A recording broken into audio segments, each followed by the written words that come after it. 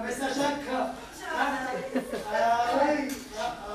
Prego, prego. Mi aspetta, ma che pazienza, ecco qua, sapete che ne dà.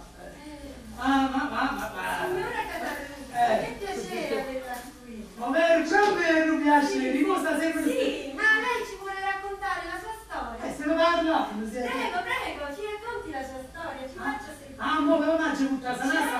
Certo, c'è il pubblico che aspetta. C'è il pubblico che aspetta. Allora io voglio dire la mia storia. Allora io quando... Darfun, la caramella per caparduna.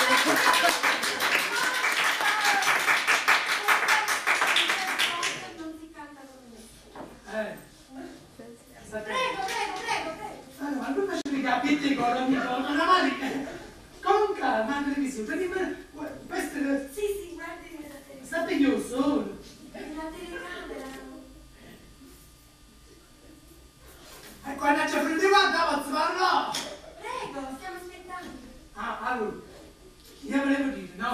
Che la mia storia comincia lontano. Praticamente io ero una... Non troppo lontano. Comincia via Prisca. No, scusate. Signora Catarruzza, sarei molto curiosa. No, è sempre così, non c'è venuto mai nessuna malattia. Naturale. Naturale. Ma mamma diceva sempre, si trovi naturale quando fai le cose. Va bene, andiamo avanti. Allora, praticamente la mia storia comincia quando ero creaturella, capi? Sì. Praticamente era una paccianella, era di Ottaviana, no, era una campagnola. Sta campagnola. No, poi in termini di campagnola, ma volevo cucuzzella, gira per parlare da me. Signora Catarruzza, Ma non parlava preso un poco per quel posto là? non si alteri, su. No, io ma... No, io sono a posto. Continuiamo. Calma, su. Stavo dicendo che io quando ero una giovane ragazza, no, perché che vai a signora? Ma forse è il caso di interrogare i nostri opinionisti. Vediamo che consiglio ci possono dare. No, che la storia di Cuccia è una cosa... Darfun, la caramella per caparduna. Signori, ma mi spaventano di castrito, state... Allora, dai...